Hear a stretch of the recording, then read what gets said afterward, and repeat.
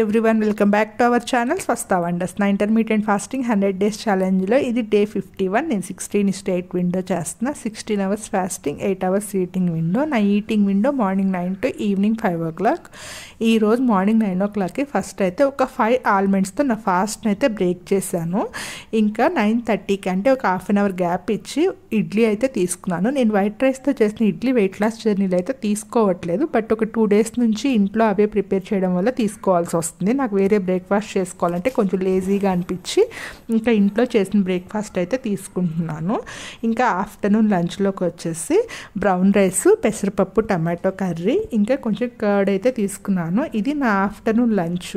ఇంకా నేను mid morning mid evening snacks ఏమీ తీసుకోను, అంటే నాకు అంత టైం ఉండదు, నేను ఒక్కొక్కసారి స్కిప్ చేస్తాను. అందుకని చెప్పేసి రెగ్యులర్గా అయితే తీసుకోను. ఎప్పుడైనా మార్నింగ్ బ్రేక్ఫాస్ట్లో ఫ్రూట్స్ మిస్ చేస్తే 3 o'clock టైంలో అయితే ఫ్రూట్స్ తీసుకుంటాను. ఈరోజు 3 o'clock టైంలో కొన్ని గ్రేప్స్ అయితే తీసుకున్నాను. ఇంకా ఈవినింగ్ నా డిన్నర్ 5 o'clockకి. ఆ టైంలో అయితే ఈరోజు బ్రోకలీ ఆమ్లెట్ ప్రిపేర్ చేసుకున్నాను. యాక్చువల్గా నేను ఎగ్స్ చికెను తినట్లేదు ఈ మధ్య, బర్డ్ ఫ్లూ అని చెప్పేసి చెప్తున్నారని. ఇంకా ఇప్పుడు అందరూ తినమని చెప్తున్నారు కదా డాక్టర్స్, అది కూడాను. అందుకని చెప్పేసి ఈరోజు నుంచి ఎగ్స్ తిందామని అయితే స్టార్ట్ చేశాను. బ్రోకలీ ఆమ్లెట్ ఎలా ప్రిపేర్ చేసుకున్నానో చెప్తాను. దీనికోసం అయితే ఫస్ట్ కొంచెం బ్రోకలీ అయితే తీసుకుని వాటర్లో వేసి వాష్ చేసుకున్నాను. వాష్ చేసుకున్న తర్వాత బ్రోకలీని గ్రేట్ చేసుకున్నాను. కావాలంటే సన్నగా అయితే చాప్ చేసుకోవచ్చు, మన చాయిస్. నేనైతే మాత్రం బాగా గ్రేట్ చేసుకున్నాను, బాగా నైస్గా వస్తుంది సన్నగా అని చెప్పేసి. ఎందుకంటే నేను బ్రోకలీ విడిగా ఫ్రై చేయట్లేదు, డైరెక్ట్గా ఆమ్లెట్లోకి వేసేసి చేస్తాను. అందుకని సన్నగా ఉంటే బాగా కుక్ అవుతుంది అని చెప్పేసి మొత్తం అంతా కూడా గ్రేట్ చేశాను. గ్రేట్ చేసిన తర్వాత ఇదంతా కూడా ఒక బౌల్లోకి తీసుకోవాలి. ఇలా తీసుకున్న తర్వాత ఇందులోకి సన్నగా కట్ చేసుకున్న 2 పచ్చిమిర్చి ముక్కలు కూడా యాడ్ చేసుకోవాలి.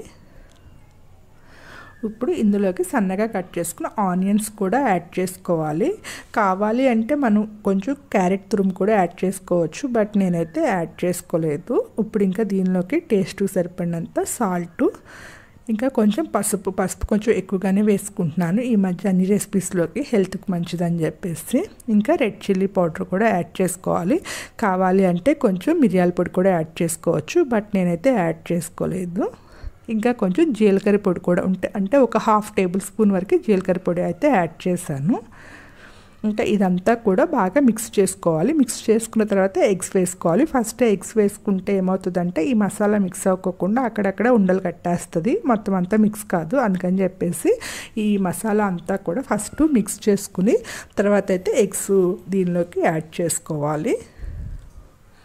మొత్తం అంతా కూడా ఈ విధంగా మిక్స్ చేసుకున్న తర్వాత ఇప్పుడు ఇందులోకి ఒక 3 eggs అయితే యాడ్ చేసుకుంటున్నాను. మన చాయిస్ 2 అయినా తీసుకోవచ్చు, 3 అయినా తీసుకోవచ్చు. నేనైతే 3 eggs అయితే యాడ్ చేసుకుంటున్నాను. ఎగ్స్ యాడ్ చేసిన తర్వాత ఇదంతా కూడా మొత్తం మిక్స్ చేసుకోవాలి. ఆమ్లెట్ ఫ్లఫీగా రావాలి అంటే మాత్రం కంపల్సరీ బాగా బీట్ అయితే చేసుకోవాలి. ఎగ్స్ని బీట్ చేసుకుంటేనే ఫ్లఫీగా వస్తుంది. అయితే మనం ఆమ్లెట్ అది ఎగ్స్ దీనిలోకి వేసుకున్న తర్వాత ఎక్కువసేపు ఆ మిక్స్ని అలా వదిలేయకూడదు, వెంటనే బీట్ చేసేసుకుని ఆమ్లెట్ అయితే ప్రిపేర్ చేసేసుకోవాలి. ఎప్పుడైనా సరే ఎగ్స్ ఇంకా మనం అది ఓపెన్ చేసేసి బ్రేక్ చేసిన తర్వాత ఎక్కువసేపు అయితే అలా వదిలేయకూడదు, వెంటనే అయితే దాన్ని యూస్ చేసేసుకోవాలి. బాగా బీట్ చేసిన తర్వాత ఇప్పుడు స్టవ్ పైన ఒక ప్యాన్ పెట్టుకుని హీట్ అయిన తర్వాత అందులోకి ఘీ కానీ ఆయిల్ కానీ వేసుకోవాలి. నేనైతే కొంచెం ఘీ యాడ్ చేసుకుంటున్నాను, అదైతే మన చాయిస్. ఘీ యాడ్ చేసుకున్న తర్వాత ఇదంతా కూడా స్ప్రెడ్ చేసుకోవాలి మొత్తం అంతా కూడాను. ఇలా స్ప్రెడ్ చేసుకున్న తర్వాత ఇప్పుడు మనం ముందుగానే మిక్స్ చేసుకున్న మిక్స్ ఉంది కదా, ఎగ్ మిక్స్, అదంతా కూడా ఇందులోకి వేసుకోవాలి. ఇందులోకి వేసుకున్న తర్వాత ఇది మొత్తం అంతా స్ప్రెడ్ చేసుకోవాలి. అదే స్ప్రెడ్ అయిపోతుంది, మనం స్ప్రెడ్ చేయాల్సిన అవసరం లేదు. జస్ట్ కొంచెం మనం ప్యాన్ అటు ఇటు తిప్పితే మొత్తం అంతా కూడా స్ప్రెడ్ అవుతుంది. ఇలా స్ప్రెడ్ అయిన తర్వాత ఇంకా దాని మీద లిడ్ పెట్టేసి మీడియం ఫ్లేమ్లో అయితే కాల్చుకోవాలి. మరి హై ఫ్లేమ్లో కుక్ చేసుకుంటే అది సరిగ్గా కుక్ అవ్వదు, అందుకని చెప్పేసి మీడియం ఫ్లేమ్లో లిడ్ పెట్టేస్తే కుక్ అవుతుంది బాగాను. ఒక 5 minutes టైం అయితే పడుతుంది. ఇది 2 typesగా చేసుకోవచ్చు. నేనైతే ఇది ఒక టైప్లో చేస్తాను, ఇంకో టైప్లో కూడా చేస్తాను. నెక్స్ట్ టైం ఇంకొక టైప్లో అయితే చూపిస్తాను. ఒక పక్కన కుక్ అయిన తర్వాత అది ఫ్లిప్ చేసుకుని సెకండ్ సైడ్ కూడా ఒక 3 minutes అయితే కుక్ చేసుకోవాలి. మనకి దీనిలో కావాలంటే కొంచెం కొత్తిమీర కూడా యాడ్ చేసుకోవచ్చు, మన చాయిస్. నేనైతే ఇంకా ఏం వేయలేదు, ఇంతవరకే వేసాను. సెకండ్ సైడ్ కూడా కాలిన తర్వాత తీసుకుని సర్వ్ చేసుకోవడమేను. నేను ఈవినింగ్ డిన్నర్కి అయితే ఈ రెసిపీనే తీసుకున్నాను, బ్రోకలీ ఆమ్లెట్ అయితేను. ఈరోజు నా ఫుడ్ అయితే ఇది.